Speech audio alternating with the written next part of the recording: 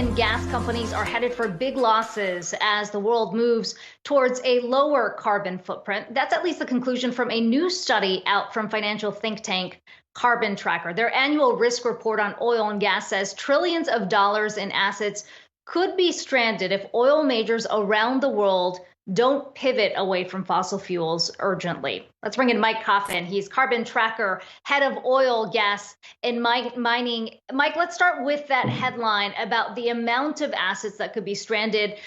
The conclusion here, especially given that there's still plenty of investments these oil companies are still making, despite these net zero commitments they've announced publicly.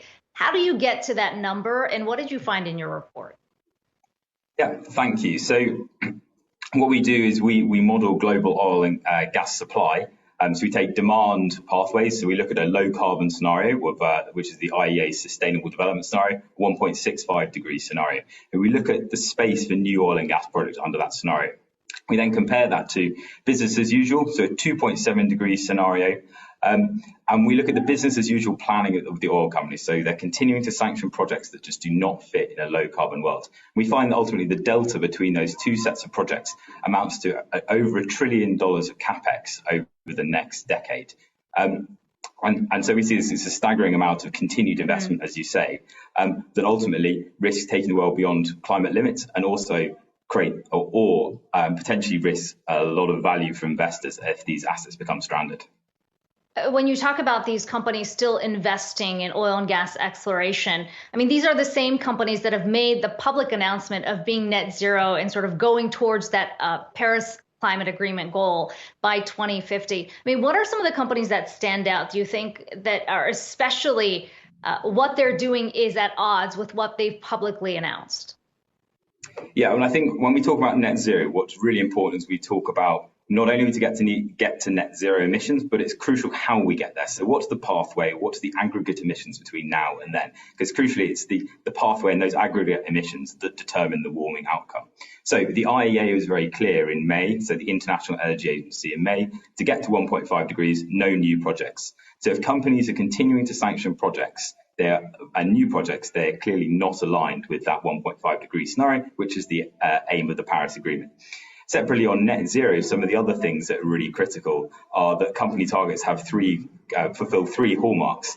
They include end-use emissions, they have an absolute basis to them, and they include the full equity share. So if you look at a company like ConocoPhillips, it has a net zero scenario, but it only covers operational emissions, which is 15% of the emissions that result from the extraction and use of a barrel of oil. The 85% of emissions that are created when used in a car just are not included within those targets.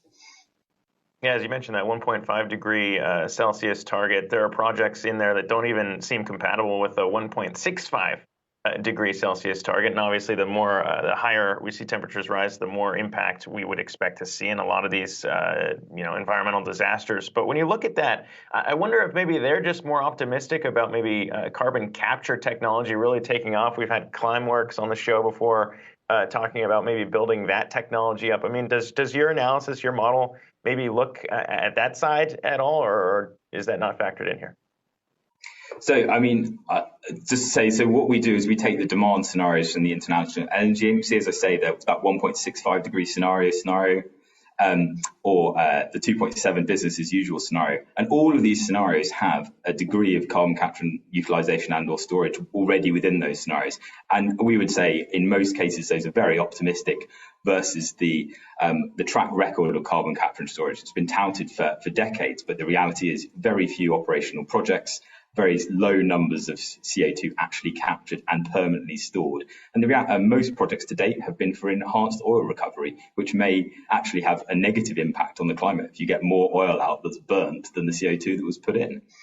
So we see carbon capture or relying on carbon capture and storage as really a very, very risky strategy, both for companies but also for the world to achieve climate goals. Far better to have an orderly transition away from fossil fuels starting now to protect both the planet and investors' interests.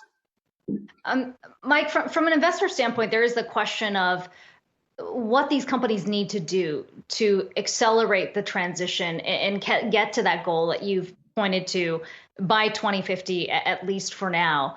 Is it Zack mentioned carbon capture. That seems to be the path that a lot of these oil majors have taken, at least in the immediate future. What about investments in renewables? And to what extent would that reverse those declines we just highlighted from the likes of ConocoPhillips? Yeah, I mean, I'd say in the report, we highlight that under that 1.5 degree scenario, the implications of no new projects on production. So some companies, particularly say ConocoPhillips, who are heavily invested in shale within their portfolio, they will see faster declines, ultimately falling revenues and cash flows. In terms of investments into renewables, I mean, that is certainly one option for companies to transition.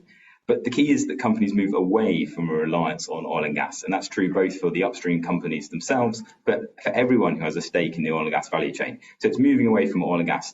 Whether that cash is returned to shareholders as part of an orderly wind down of the business or is invested into new businesses is ultimately up for shareholders and management to decide.